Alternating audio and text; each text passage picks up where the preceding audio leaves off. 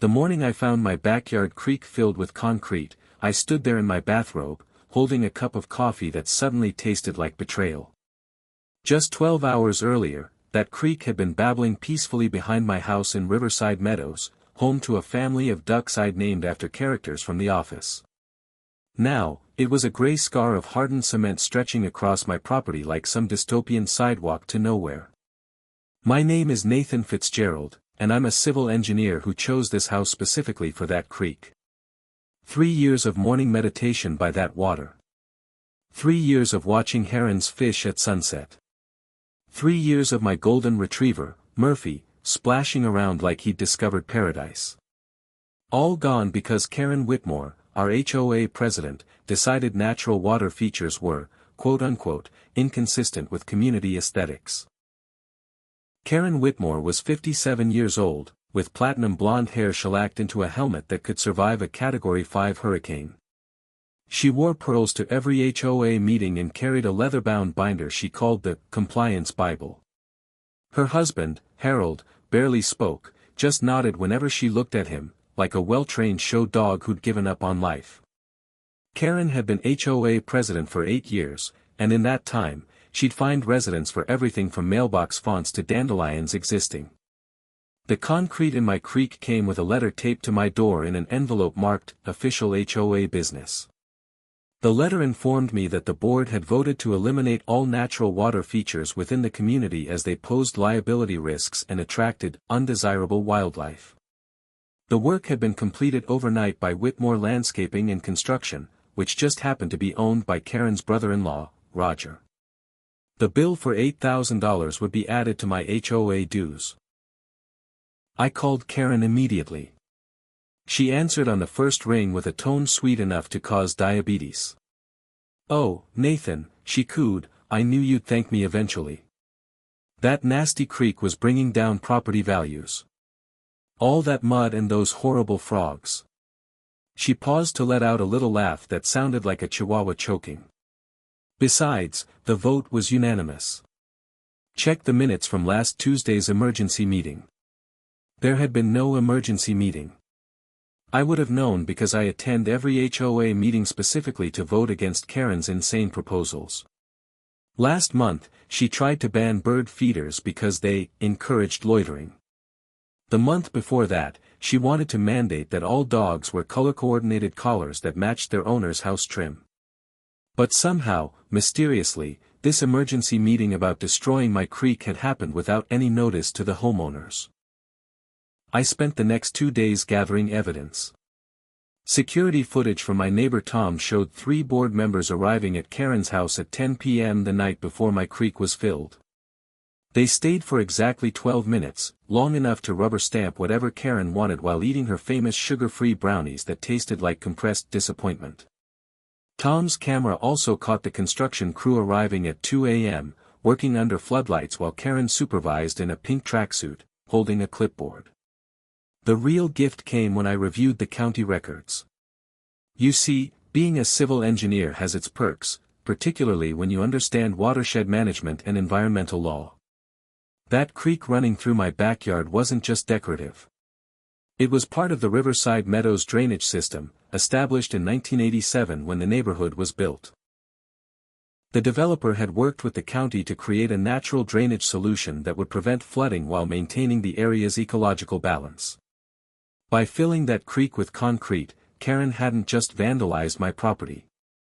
She'd violated about 17 different county ordinances, 3 state environmental protection laws, and possibly a federal regulation or 2 regarding wetland destruction. The cream on top of this revenge sundae was that every house in Riverside Meadows sat on a carefully graded slope that directed rainwater toward my creek.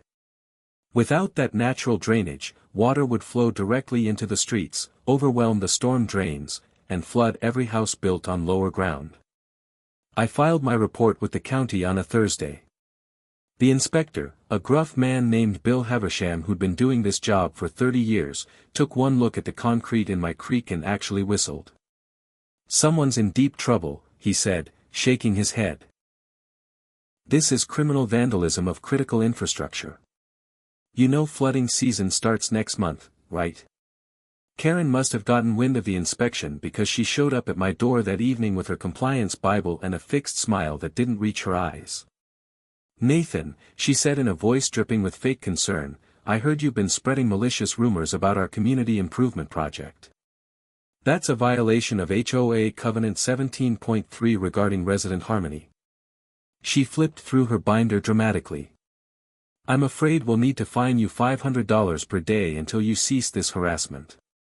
I smiled back at her. "Karen," I said calmly, "you might want to check the weather forecast. They're calling for heavy rain this weekend, 8 inches over 2 days. That water has to go somewhere. And since you eliminated the somewhere, I'm curious where you think it'll end up." Her face went through several shades of pale before settling on a sort of grayish-white that matched the concrete in my former creek. The rain started Friday night.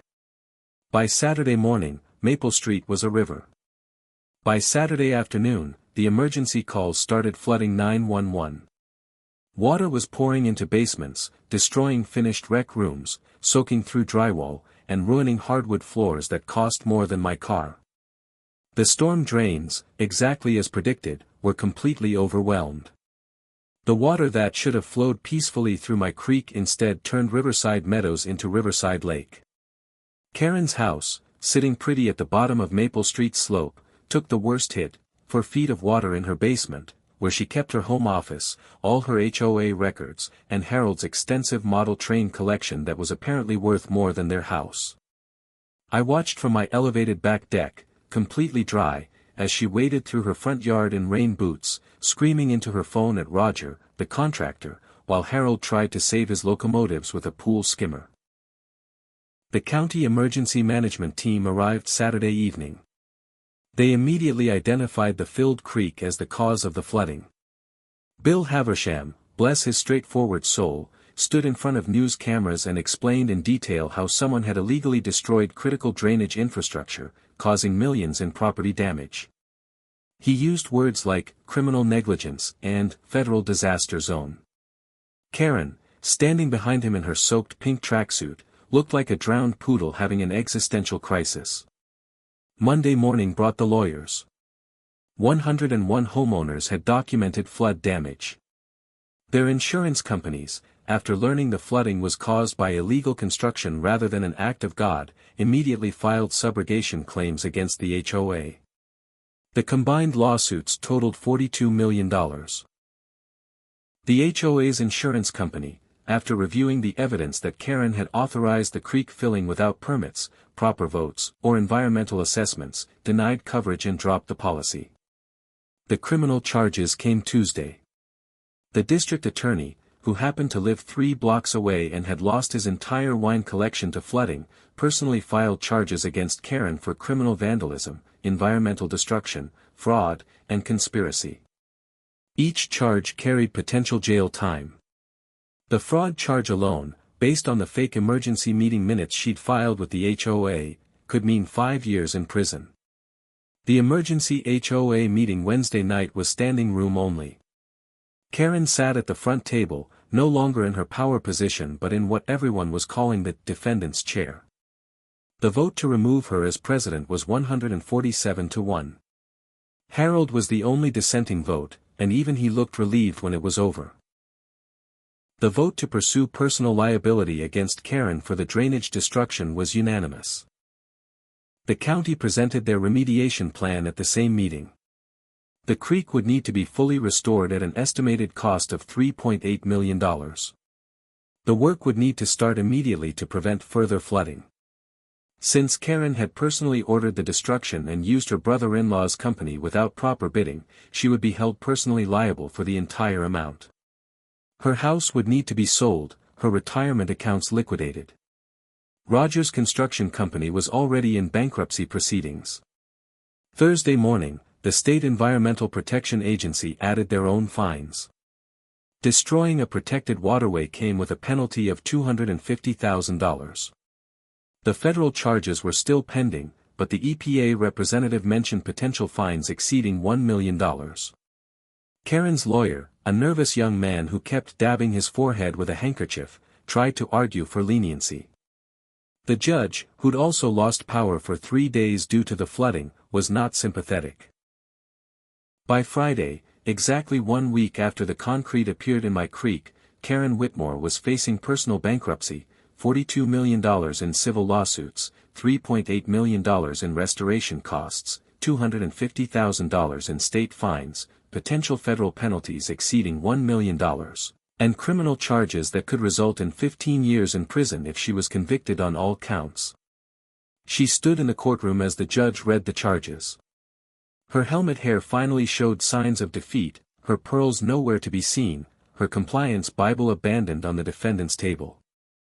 "Your Honor," she said in a voice that had lost all its artificial sweetness, "I was only trying to improve property values."